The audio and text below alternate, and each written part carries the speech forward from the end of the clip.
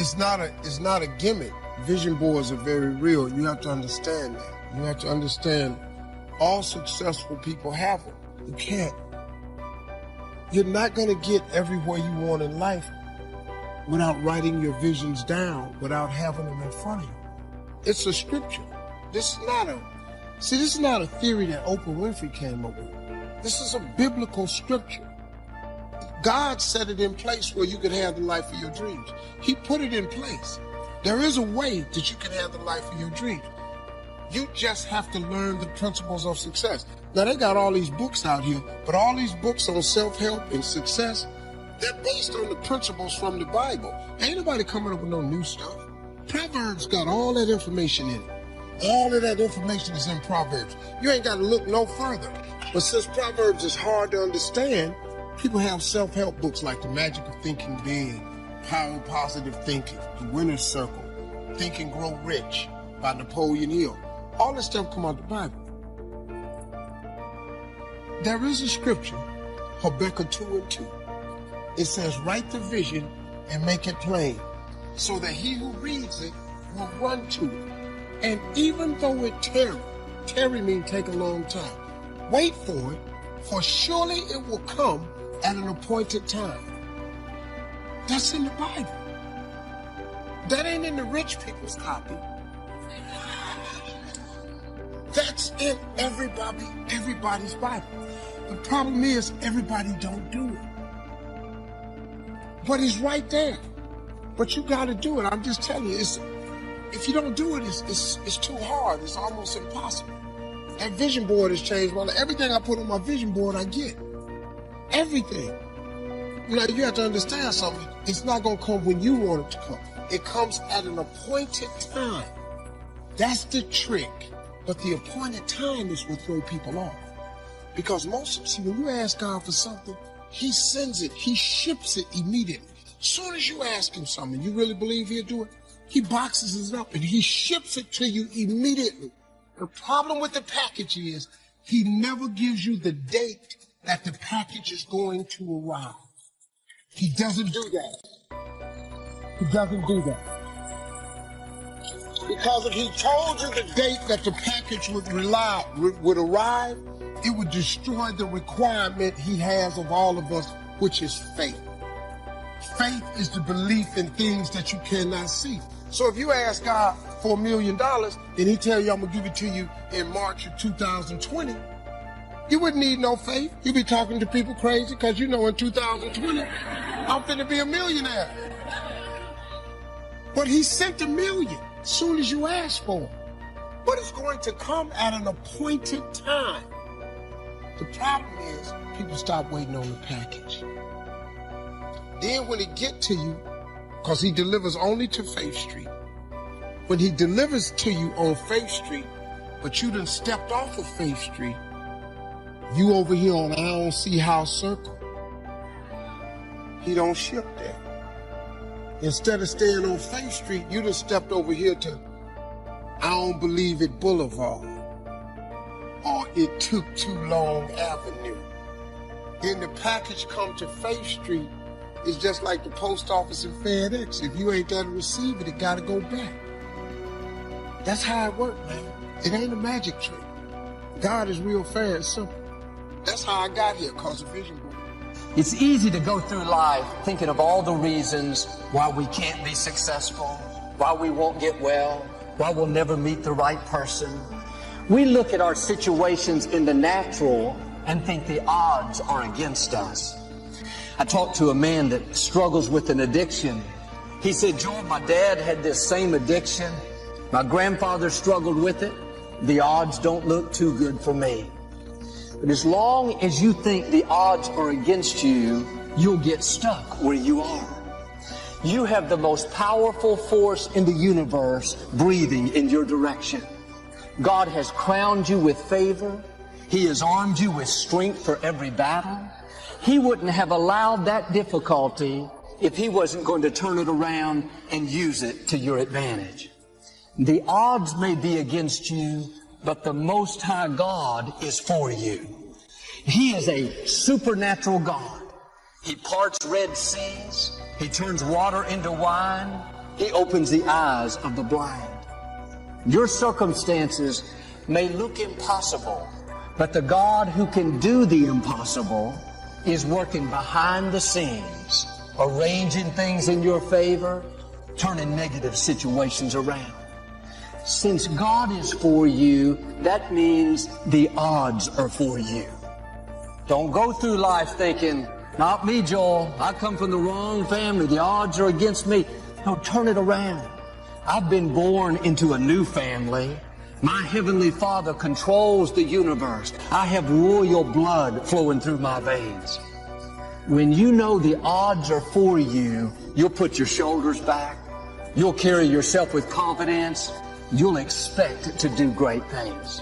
All through the day, this should be playing in our mind. The odds are for me. I'm destined to accomplish my dreams. I'm destined to overcome this challenge. I'm a child of the Most High God. But don't be surprised when you find yourself in situations where it feels like the odds are against you. You don't see a way out. There aren't any logical solutions. God puts us there on purpose so that when He turns it around, nobody will get the credit except Him. Everyone will know it is the hand of the Lord. And when your circumstances seem impossible, instead of being discouraged, God, why me? No, get ready. You're in perfect position for God to show out in your life. He is setting you up to show His favor in amazing ways. Are you letting the odds talk you out of your dreams, talk you out of your health, talk you out of your freedom? Not long ago, the lottery was at a record amount.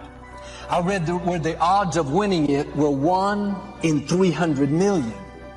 They use this example that if you laid pennies on the ground side by side from Seattle to Miami, and you marked one of those pennies with a special X, the chances of you winning that lottery were the same as you choosing that one special penny between Seattle and Miami.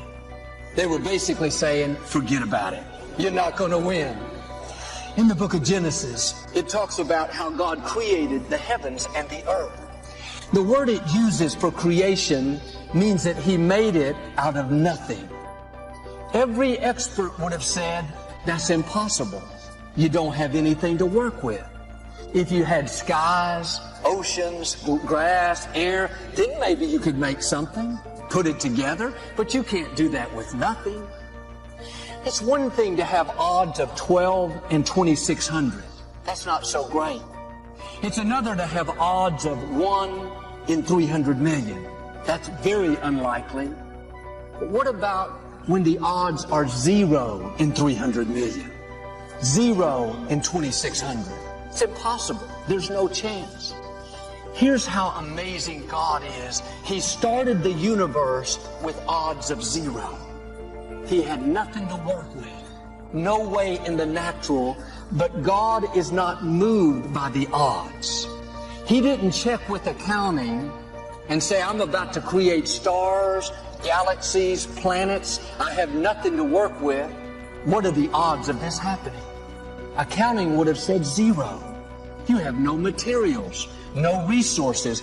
God would have said, thank you for your information. Now let there be light.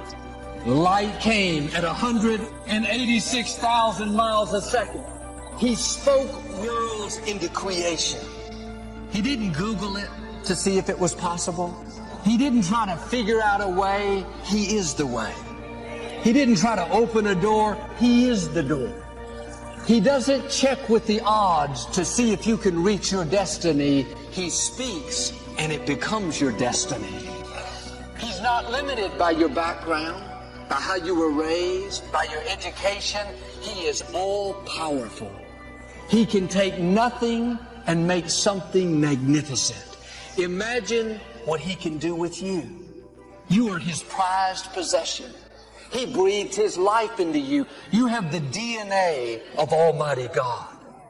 There may be odds against you in certain areas, but they cannot stop you. God has destined you to leave your mark. Don't let the odds discourage you. Don't let what you think is not going to happen talk you out of believing. Even if the odds are 0 in a million, all God has to do is speak, and the odds change in your favor. It's going to take all the non-cognitive skills, all the non-cognitive skills to be great. You know, smart is good, all this stuff is good. That's all cognitive. How many people in your immediate environment, those people who are in your sacred circle, represent people who are on the same mission as you? Or do you have a bunch of people on your list who are not on the same mission as you, and those individuals are pulling you down? So one of the very best ways that you can develop the discipline of clear thinking is to sit in solitude for 30 to 60 minutes when you have a major problem or a major issue in your life. You've got to show up when everyone is behind you. And you've got to show up when it feels like everyone is against you. You've got to show up when you feel like you're winning. And you've got to show up when you feel like you're losing it's your time. And it's your turn, but you're going to have to be willing to. Endure the temporary struggle, you're going to have to be willing to. Deal with the negative chatter in your head because it's not going away. You've got to manage it, you've got to confront your fears, you've got to confront your doubts. Success is not going to be handed to you, nobody owes you anything. But you owe everything you owe it to yourself to hang in there. When it gets hard, you owe it to yourself to get up every day and grind. It's the non-cognitive skills that set you apart from everybody else. And that's what it's all about. Talk to me about what it takes to be on one side of a door in Iraq or anywhere, knowing on the other side of the door people who are not afraid of you. They're ready for you to come in, and they have guns, and you still have to breach that door. That's a great question. That's a very scary situation when you are on one side of the door and your mind is racing, because on the other side of that door, it could be no one. It could be 4 guys with 4 AK-47s. That door you're about to open could be booby-trapped. So once you open it, boom, your legs are gone. So there's 1,000 things you think about when you're the first guy, second guy, third guy. E.T., how do you do what you do? I have cut off the people who are not on the same mission with me, and yes, they are very upset, and yes, they said some nasty things about me, but guess what? I cut them off anyway, and I've surrounded myself with people who have the same values, who have the same mindset, and people who want to accomplish what I want to accomplish. It says every day in Africa, in the safari, a lion wakes up. Every single day in the safari, a lion wakes up, right? And every single day in the safari, a gazelle wakes up. I love it. I love it. It says, though, here's what's funny. It says that if you wake up and you're a gazelle, you realize if you're going to survive as a gazelle, if you're going to survive, you must outrun the slowest gazelle. Right? In your mind, you're thinking you got to outrun the fastest lion. That's not the truth. You just got to stay ahead of the slow gazelle. That's it. Right? So every single day when you wake up, whatever it is that you do professionally, you better make sure you're not in the back of the pack. You better be as close to the front. You don't have time to focus on what other people are saying. You don't have time to focus on what other people are. Experiencing a failure feels like a loss. It's not failure, as your teacher is working for you behind the scenes, preparing you for your next win. There is no time like the present to fight for what belongs to your toughest moments, are preparing you for your biggest victories. Go after what you want, and expect to get it when you are serious about hitting your goals. You don't quit when it gets hard. I don't care how many times you've tried. Try again, I don't care how many times you've heard no. Ask again, I don't care how many times. You fall, get up, you don't stop. Getting ready to go in a room and flood it. And that's why I talk about the warrior mentality. And that's why so many people are lost when I start talking. You have the right. You're lucky that you don't have to think like warriors think. You're very privileged. I chose this world to be a warrior. And I would choose it again if I came back to this world. But the mentality of a warrior is very different than the normal mentality. You must be that person on that door, get ready to open it, thinking to yourself, if I die, so be it.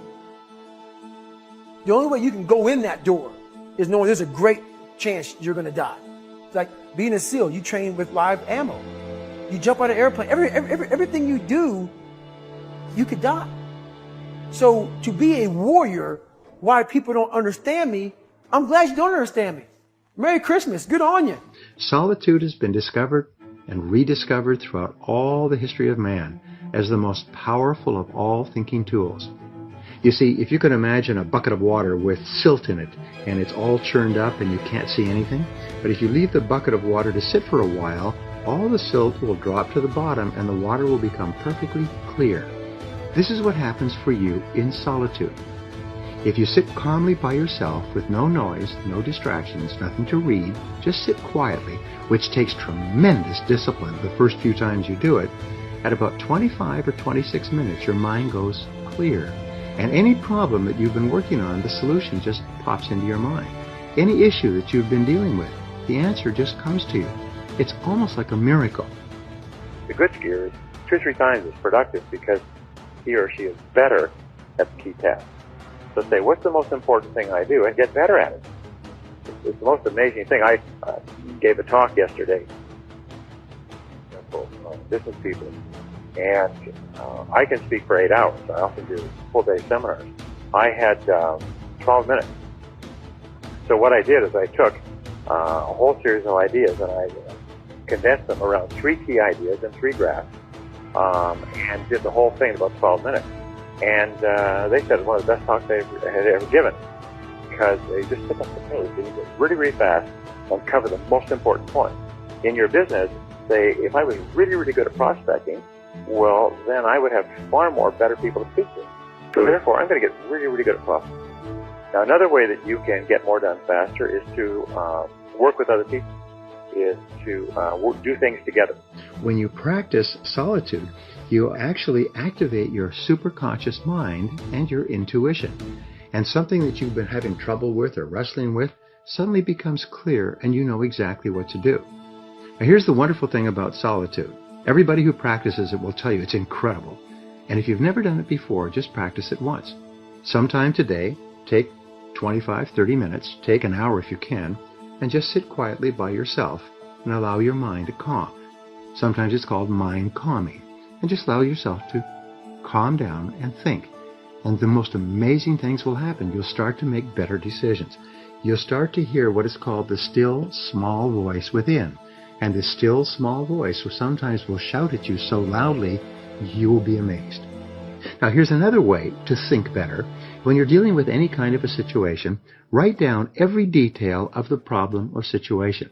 Take a sheet of paper, and the rule is think on paper, and write down every detail. How it happened, what's going on, the problems, the concerns, the cost, who's involved. Just write it down. When you get frustrated, you pursue for as long as it takes. So I have a question for you. Are you disciplined enough to keep going? Music. Can I tell you something? You ain't met the real you. Until you have to use your power, that's the real you. Many of you, you're like a superhero. Truth, be told you ought to rejoice, because you have love, power, joy, power, faith, power. You also have comeback power. What is comeback power? Comeback power is the ability to overcome any obstacle, challenge, or difficulty. You have this innate ability, this instinct on the inside. Come back from anything your human side quits everything quickly. Get people who cooperate. For instance, sometimes I will sign 100 books. But when I've agreed with a client that I'll autograph 100 books, then I have 2 people, my staff members. One sits on one side and they open the book forward, open to the signature page. And I quickly sign it and shove it to my right, and there's a second person there that takes the book and packs it. And so it goes bang, bang, bang, bang, bang, bang. I can get to 100 books in 10 minutes. Whereas if I did it myself, it would take me half an hour. So sometimes you can work with others. Another thing we talked about is bunch your tasks. Bunching your tasks means do a lot of, again, like signing books, sign all 100 books at once. Do all of your letters or proposals at once. Do all of your prospecting at once. Bunch your tasks. And another thing that you can do, and one of the greatest of all time savers, is to downsize, outsource, delegate, and eliminate low-value tasks. You start relationship on Monday, and you quit it by Wednesday because y'all miscommunicate because you miss one text, and it's over. That's your human side. But then you got this other side that can come back from anything. There's a part of you that don't throw in towers. There's a party that never says die. There's a part of you that refuses to quit. There's a part of you that is long-suffering. There's a part of you that, when you get down for the count, they count up to 8, they can count to 9. But 10, you are back on your feet. There's a part of you that no matter what comes your way, you just got to bounce back up. You can't stay down.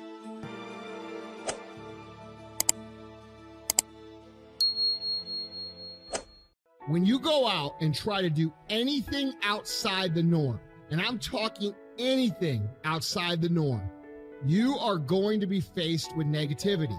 You are going to have people misunderstand you. And because they misunderstand you and because you are doing something that they don't do, whether they agree with what you do or not is irrelevant.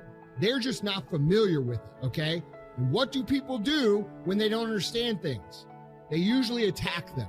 They usually put negativity towards it. They usually project their own insecurities and their own reservations about what it is they are incapable of doing, and they put them on you. And so when you start out in business, or you start out on a weight loss journey, or you start out to be a better person, you are going to face negativity. And I don't give a shit what any of these frou-frou, fluffy guru motherfuckers out there tell you.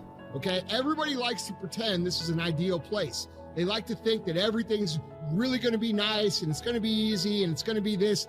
And I just have a really hard time telling you guys that shit because it's not true. If you can become someone that can transfer negativity into productive action, you are literally unstoppable by outside circumstances and outside elements. The only person that can stop you when you're able to do this is you. And the way you stop you is you can burn yourself down, right? You can get too negative. You can get too hot. You can get too frustrated. So it's something that you need to learn how to pivot on, but also control in a productive way. You all have friends that tell you shit like, hey man, what do you think, you're too good for us now? Or, you know what, I don't think that's a good idea for you to do this. Or, you know what, you're too fucking fat to do this. Or you're too stupid, or you're too lazy. Or you come from this, and these are your kind of people. You're not one of those kind of people. We always hear these things. We hear them from the people who love us the most and who are supposed to support us the most, and it hurts because of that. And it slows us down, and it makes us question ourselves, and it squashes our confidence. And for most people, it makes them give the fuck up. And I'm not with that. When people tell me shit that is negative, I take that energy, I take that frustration, I take that pain, and I go address whatever is causing the pain, because the reason it's causing pain for you is because it's true, all right? You have to acknowledge that. The reason people call you fat is because you're fucking fat. You're the one that thinks that that's mean. It's not mean, it's the truth, okay? So what do you do with the truth? You address the truth. And if you address the truth and you're able to be honest with yourself, which is a hard thing to do, right? None of us like being attacked. None of us like being told we're less than. None of us like, but the reason those things hurt is because inside we know the truth. It was true. All right. And that sucks, man. It sucks to let yourself go. It sucks to be broke. It sucks to not have shit going on. It sucks to be a loser. I've been all those things. But the difference is I was able to take the words that other people put on me and to go immediately take action towards the goals. So when you're able to use these things, guys, when you're able to use the negativity into productive action, you become someone who cannot be stopped. And like I mentioned earlier, you can only stop yourself by focusing too much on the negative. So when they ask me, are leaders born? I know what they're not really asking, are they born? What they're really asking is, are there some people when they're born, they got it? And some of you when they're born, they don't got it. And if you got it, you go to the front of the line. If you don't got it, you go to the back of the line. That's what they're asking. And I've got great news for you. And I do believe, I have no question about it, that there are some people that are born with what I call leadership leanings. No doubt about that. Just like some people are born with kind of a musical leaning. No doubt. But the great news is, because I've done this for so long, and I've done this with so many over such a long period of time in every country of the world, what I know is you can learn to lead. You can learn to lead. You can learn to be a better leader than you are right now. If I'm a 5 as a leader, that means my organization will be what? Talk to me. A 4. Okay, here we go. Because the leadership lid won't allow it to go higher. So, how do I grow my organization? This is very simple, folks. I've got to raise my lid, don't I? I've got to get this lid up, and because I can become a better leader, I can raise my lid, true? So I can go from a 5 to a 6, to a 7, to an 8, to a 9. You see, your organization will grow to the size of your leadership ability. Now, if I were where you are and I was listening to what I just said, and I was taking notes somewhere on my notes or somewhere on my iPad, I'd be putting a star right here. I'd be putting a rocket ship. I would be putting a sign that says, do not miss this. Because your ability to lead will determine how successful you'll be in this house, without any question. The whole concept, the whole idea that you can learn to lead, and if you learn to lead, and the better you learn to lead, the more successful you can become, and the greater your business. This is an absolute fact. It's not a theory, it's not a thought, it's not an idea, it's not a principle, it's a fact. And the law of the lid says, the better you learn to lead, the higher you lift that lid, the greater your business can become. Now, that's the law of the lid. How we view things determines how we do things. That's just an incredible principle. Now, each one of these I could preach 30 minutes on, but they won't let me do that. But how I view things determines exactly. So if I view things in a perspective of wanting to serve with excellence, guess what I'll do? I'll serve with excellence. If I view things in a very kind of a average way, then I'll put average into that endeavor. So how I view things is how I do things. Let me give you another perspective principle that's just huge too, and that is what you see is who you will be.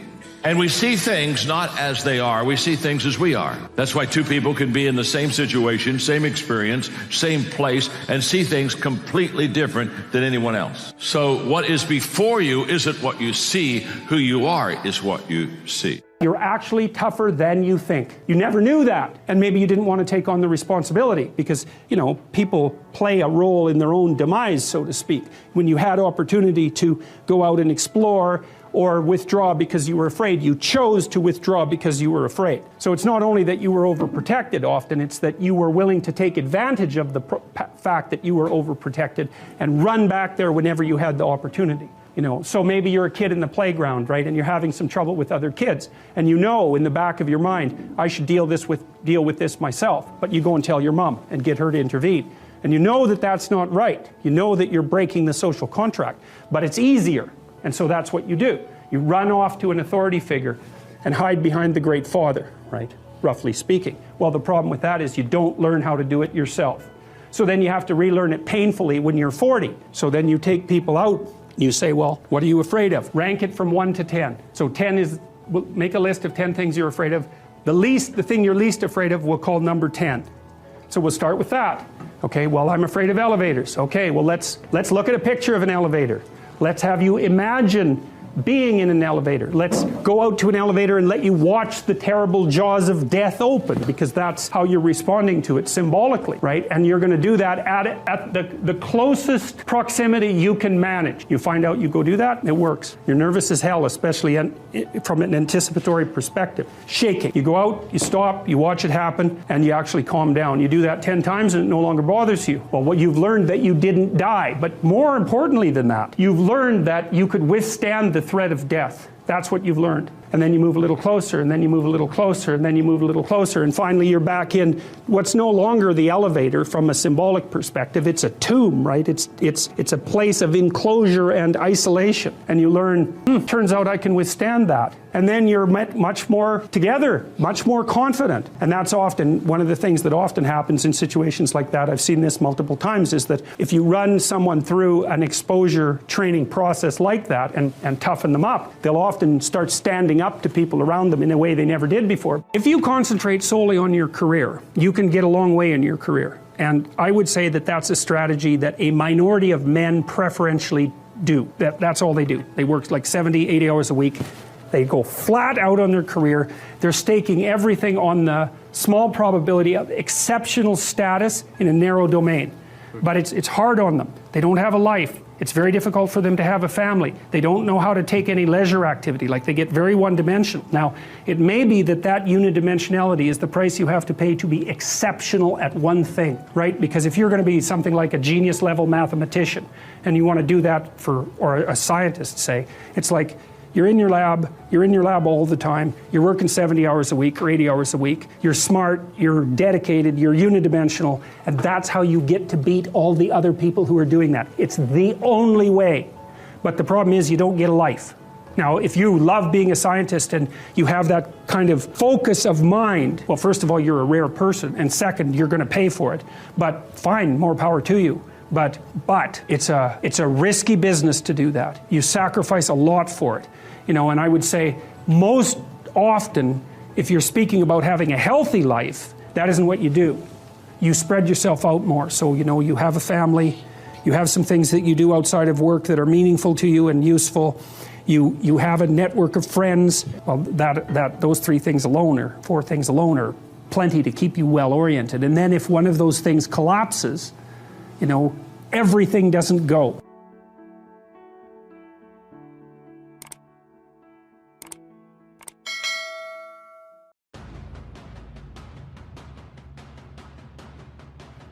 Don't doubt the future.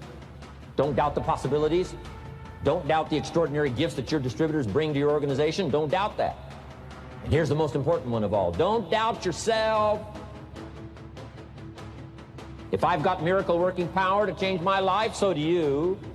If I've got the ability to change, so do you. If I've got the ability to read, so do you. If I can discover, so can you. If I can grow, you can grow. And the pantry is an easy way to explain that. If you don't know what you're going to eat, you don't have rules around what you eat, and you've got a bunch of junk food in the house, the odds of you sticking to your diet are basically 0 because you don't have things laid out. You have not said, this is what I eat for breakfast, this is what I eat for lunch, this is what time I eat, this is what time I stop eating. All that stuff. Put rules in your life, by according to that, live according to that, and then keep that list of the things that you know that you're supposed to be doing. Okay? It's very important for you to make the right choice, the easy choice. As you do that in multiple areas of your life and just start ruling things out, and this is again where bright lines really come in handy, you have to have things that you don't do as much as knowing what you do. And a lot of people get themselves in trouble because they don't have these bright lines. There aren't things that are off limits. So for instance, Monday through Friday, what's left? See, self-discipline begins with the mastery of your thoughts. If you don't control what you think, you can't control what you do. Your dreams are important. They are significant. They are valuable. They matter. You need to take your life, your goals, your inspirations, your aspirations, your desires seriously. Because if you don't, no one else will. You do have the power to create an amazing future. It's okay to rest. It's okay to take a break. It's okay to take some time to pull your thoughts together. But it's not okay to quit. See, self-discipline is the bridge between goals and accomplishment. Self-discipline is the magic power that makes you virtually unstoppable. If I can develop, you can develop. If I can get an invitation like I got 6 years ago, help take something around the world, so can you. I'm asking you, don't sell yourself short. Here's the next one, worry. I'm asking you to drive worry into a small corner. You gotta worry some. All this negative stuff serves some purpose, but the key is for you to be the master, not the servant. If it's 2 o'clock in the morning and your daughter's not home yet, best you worry. In New York City, if you step off the curb and one of those yellow taxis is coming, best you worry. Every day I feel like driving in a nice car. Every day I feel like flying first class. Every single day of my life, I feel like giving 100%. Every single day. Somebody said yesterday, E.T., you gave 120. What you gonna do tomorrow? I said, I don't know. Give 140. I don't know, but I don't have days where I don't feel like it. Why? Because I'm counting on me. My wife's counting on me. I don't have days to waste. No more 50%, no more. No more 70%, no more. I want us at 85 and climbing.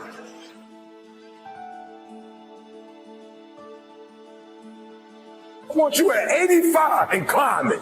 If you're at 80, I want you at 90, and I mean moving rapidly. It's not rocket science. And the universe is not responding to you correctly because your body language sucks.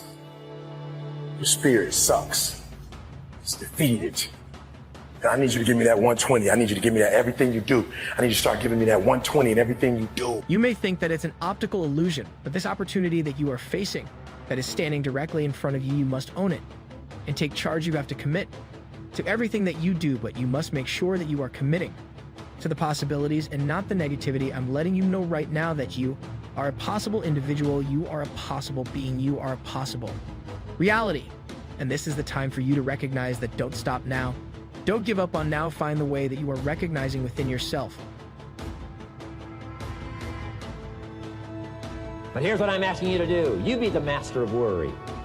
Drive it into a small corner. Don't let it loose. And I'm asking you to go home with some new faith and some new courage. I'm asking you, don't worry. Drive it into a small corner. We've all got concerns, and sometimes we all wonder, and sometimes there's a little crack of doubt. We worry a little, but I'm telling you, drive it into a small corner. Drive your worries into a small corner. Enemies of the mind you got to do battle with in the summer. One is pessimism. Build on it just like clay. You must shape it. You must mold it, and you must make it a masterpiece.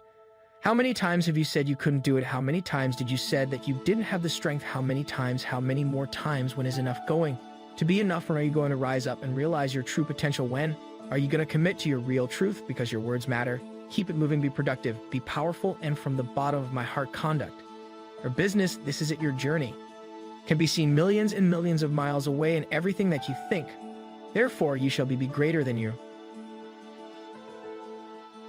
That tries to get you only to see the negative side. Of course, there's the negative side. Life is part negative. What else is new? The glass is half empty. It is half empty. You say, well, I've been only taught to see that it's half full. Well, sure, it's half full. But it's also half empty. I mean, can't you handle that? I mean, you know, that's not too difficult. If I'm awake, I'm either working or working out. So you can imagine if I start goofing off, I start playing with the dog, I play video games, I would know immediately that I'm not doing what I'm supposed to be doing, because is it Monday through Friday? Yes. Am I working or working out? No. Cool, then you're doing the wrong thing.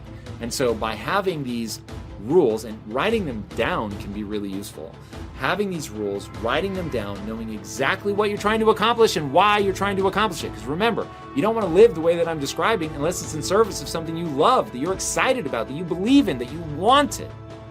Because when you want that stuff, none of what I'm describing is a pain in the ass. You're excited to have these rules because they're actually allowing you to get done the thing you want to get done. And the more you engage with it, the more exciting it is, the more your passions are ignited because you're getting good at something, you're making progress. And something we haven't talked about, make sure your goals are exciting and honorable. Fear is stronger than your doubts because your mind is very powerful music. Stop being sorry and start doing better. Better within you, better than anyone has ever seen, better than your mistakes, better than your failures, better than those that go to you. Lift yourself up. Stop with the excuses. Stop doing things that you know that is not right. Doing all the things that will make you better depends on how you think. How you feel what you do, how you proceed. There are going to be times that you're going to want to give up, but you don't have the permission to do. So you must carry on a good fight. What great is in you.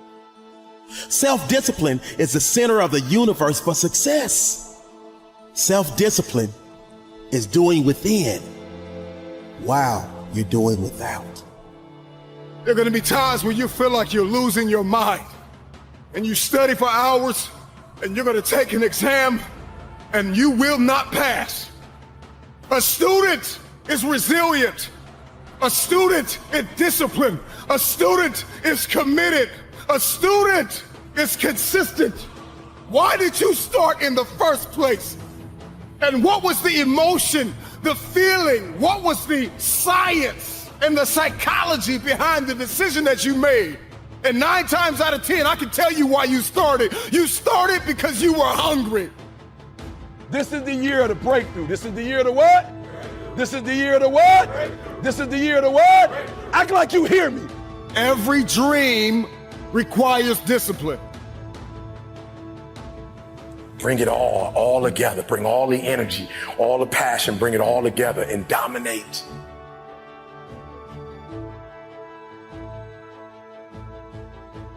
I got an opportunity to make a dream become a reality. When you want to succeed as bad as you want to breathe, then you'll be successful. You have to give it everything you got. No more TV, no more parties, no more playing. If you don't have a 4.0, what you need to be doing is studying. Get off the phone. Sorry, I'm not available until the end of this year. No, I'm for real. You reached the right number, but you called me at the wrong time. Call me back January 1st. I'm about to get busy now. Stop being this high school dropout. Stop giving up. Stop sleeping on the street. Stop walking up and down Finkel Avenue like you ain't got nothing, and get your GED. Stop being afraid to take a test. If you don't believe of your greatness that you possess inside, what good is your greatness? If you don't stand on it, how can you hold on to who you really are? Inside, the water may be a little rough. The tide could be coming in, but you got to keep on fighting. You got to keep on swimming. This path that you are taking right now, and this emptiness that you are feeling right now, is only a temporary match, a temporary thing that is going on inside of you. Right now, it's only temporary, but it is necessary. It is necessary that you struggle. It is necessary that you feel alone. It is necessary that you have to continue to go forward.